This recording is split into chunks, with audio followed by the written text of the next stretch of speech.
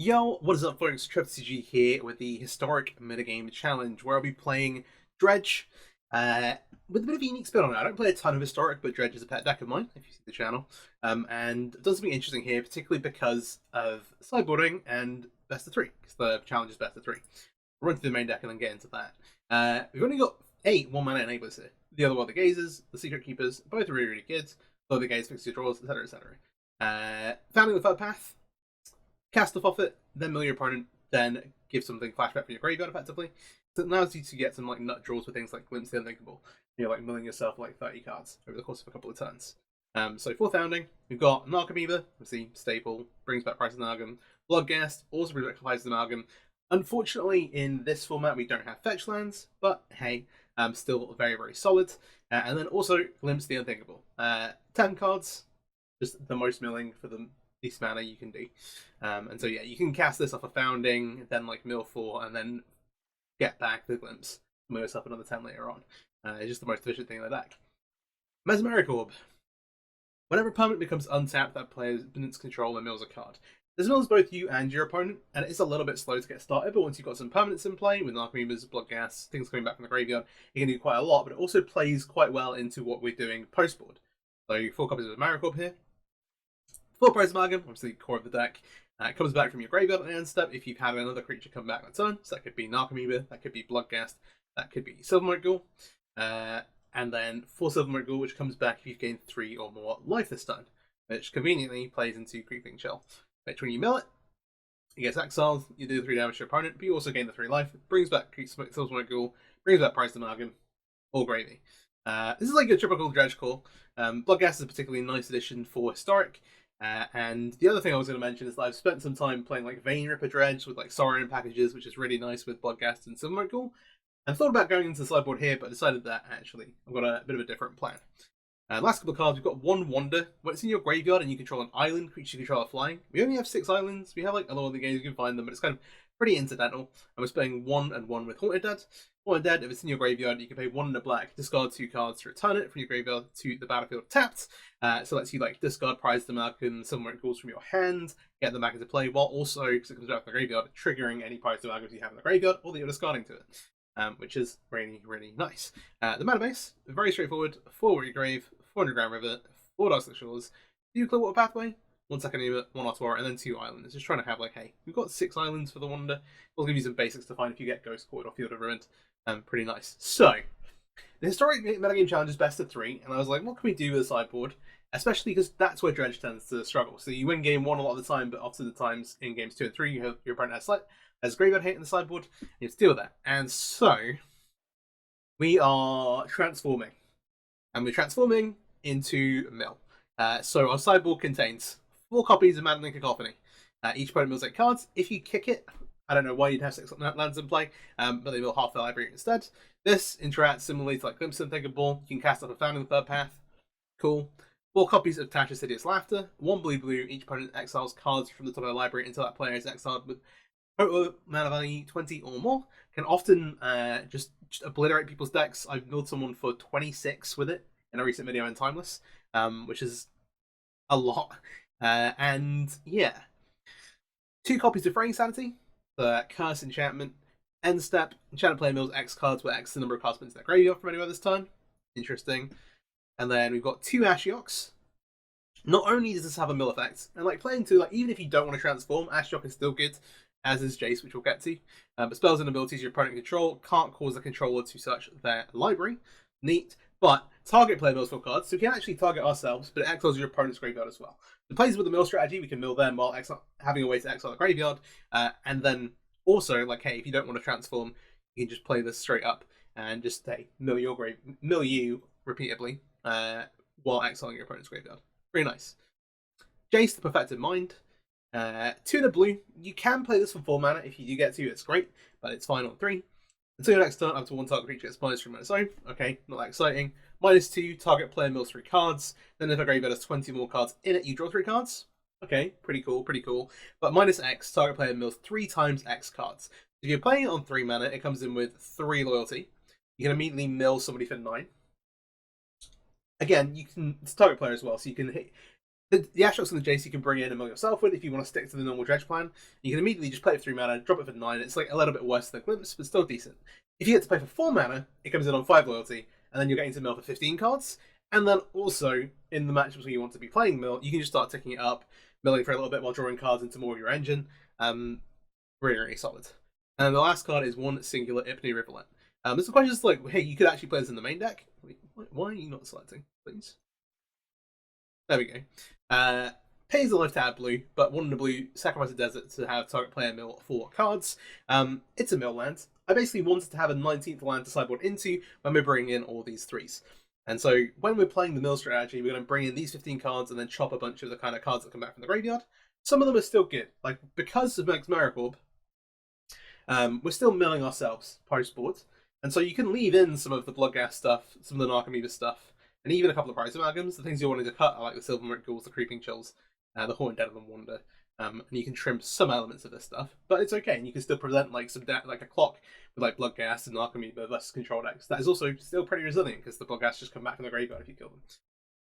But the power here, and the reason we go with this, is that the Secret Keeper target a player, the Mesmericorp is milling both of you, the Glimpse of the Thinkable target player, the Founding mills again, flashing back Tasha's Hideous Laughter.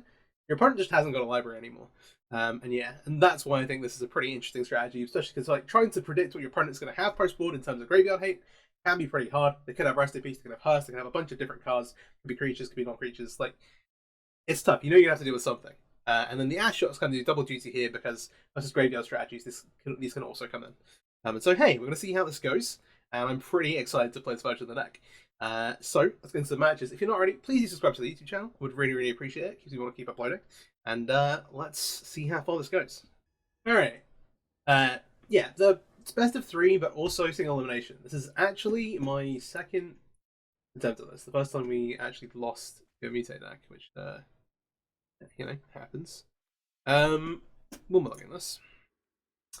And this apparently. But we'll keep 5 here. Alright, so let's get 2 lands, including Watery Grave. Let's get the Bloodghast out of here. Actually, like a really solid 5 to be honest. We're going to need a pretty solid 5 probably. Do this up. Yeah, ensure I'm not covering my graveyard. So a lot of the games versus Glimpse. We're going to Glimpse on turn 2 no matter what. I think we just want to get them, see the absolutely most cards into our graveyard as possible.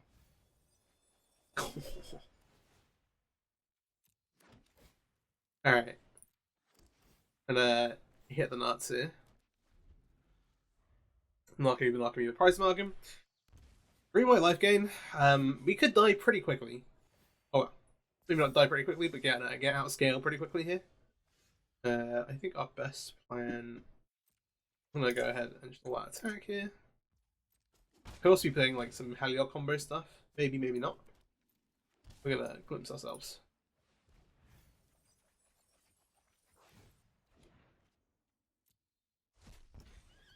Alright. Stop on our upkeep so we can use these other Weather Gazers effectively. We've got 2 Amalgams in our graveyard. Like, hey. This Talisara is going to get huge. And we'll have to deal with that. How hard? We're defocused horribly.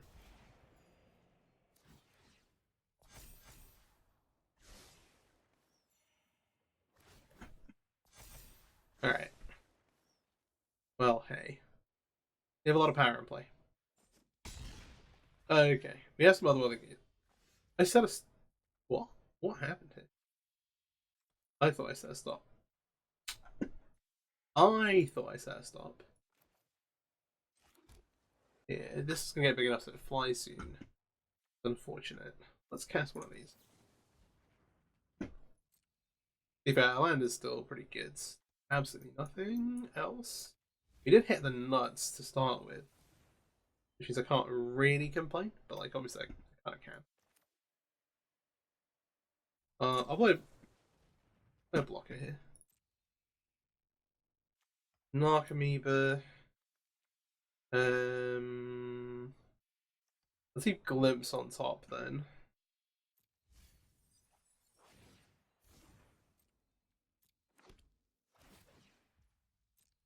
Get these back. Play this out. Attack in the air. Oh, I didn't mean to. But this attack is actually fine. We're going to get it back off the price of amalgam triggers. It just can't block.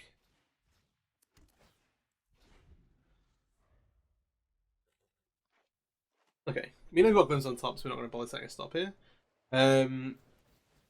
Oh, they just said go. They probably have company. They're gonna. Well, I say probably have company. They have company. We'll draw.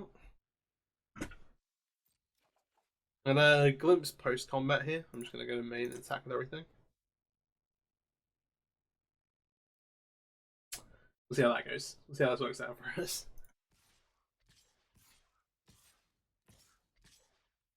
They're on 12.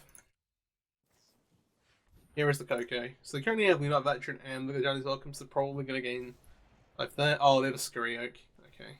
If this card's a Heliod or this card's a Heliod, we are dead. We'll see how that goes.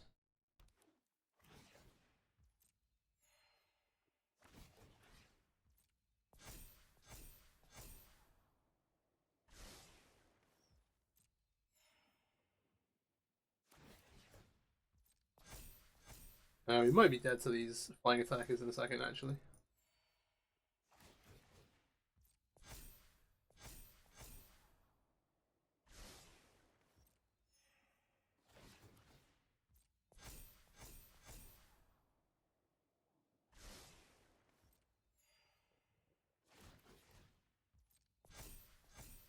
Like, are we going to be too slow boarding into the middle play? Maybe. Depends. If they dilute a little bit to bring in some graveyard hate, oh, there's just so many. Are we done with Gala triggers yet? Yeah, they're on 18. They got some blockers.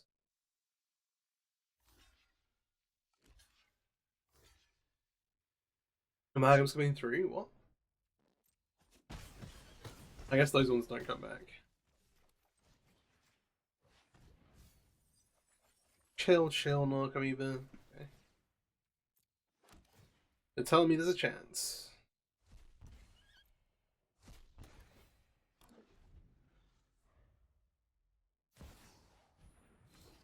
There is not a chance. We are dead. If you're not familiar, Heliod combos with the Scurry here. If you're supposed to gain life, you keep putting cows on here, keeps making tokens, keeps triggering the game. Either Linear Veteran or Giant System. I'm gonna concede here. Let's go then. And so post board, I am gonna board into the mill plan. We're gonna make this work.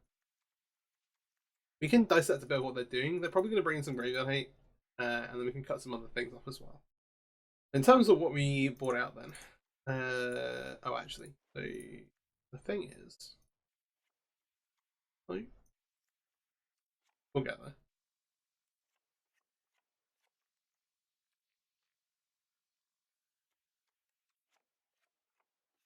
All of a sudden we don't care about attacking anymore. We're like, oh yeah, we like some blockers. These. We're like, okay, we still have ways to more ourselves with the Mercenary Corps, so the Dark Creepers aren't totally dead. Oh, the Creeping Shot should be out. And then it's like, okay, cool. We're gonna cut 2 more cards. We're cutting Amalgam, we're cutting Non-Reaver, we're cutting Hellite Dead. The Hellite Dead is actually kind of useful in that you can mill over it. I'm actually gonna cut 1 each of these. Or in fact, I should probably do.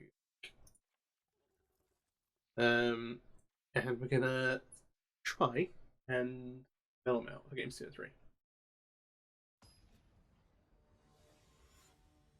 There it goes.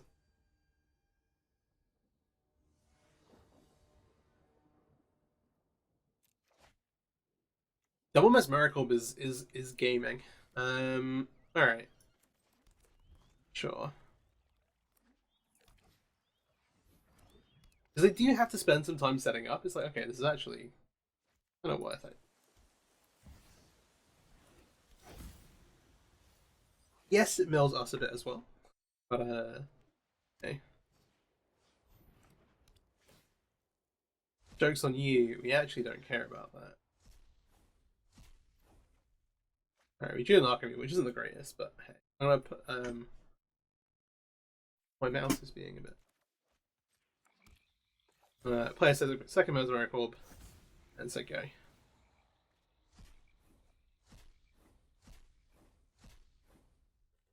Alright, well, now that they're exiling all the cards themselves, that's 3 of the Scurry Oaks gone. What do we have? A Heliod into play. Okay.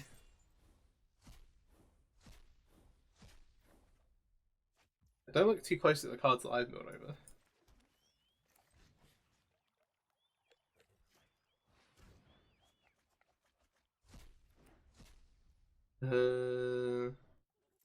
I'm not going to play an Archweaver here. Be a little careful. The Woman's Miracle will do some stuff very quickly.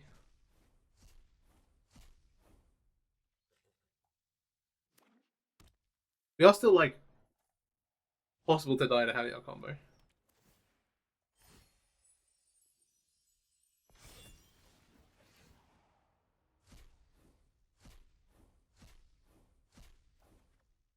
Alright, we draw like the 7th land, which is not great.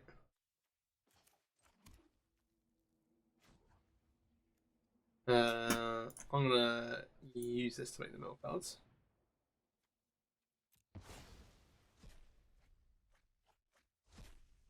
I'm playing 9 cards. I'm gonna make a blocker now as well. You don't necessarily need to use it yet, but hey. Alright. So they mill 6.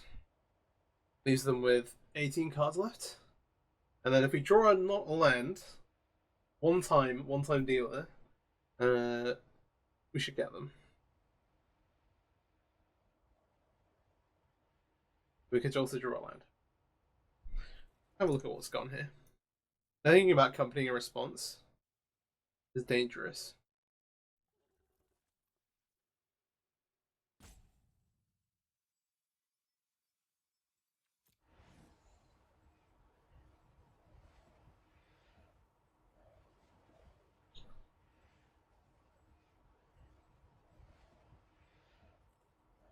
If you accompany your response, the company loses you 3 cards from your library. The draw step loses you 1 card. That puts them down to 3 cards in the library? No, 2 cards in the library.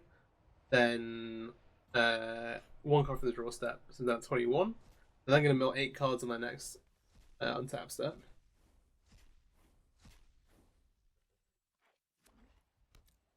What do we got? They have a Scurry Oak. This goes infinite. The minimum being 6 cards, we need to mill them for 11, effectively. A few moments later.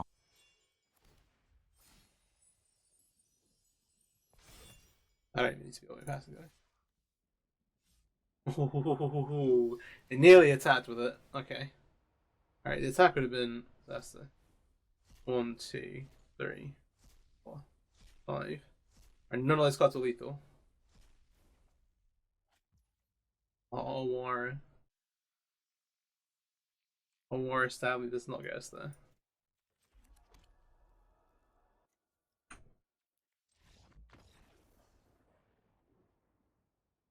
Damn. Alright, well. We nearly got there. And I think that's cool.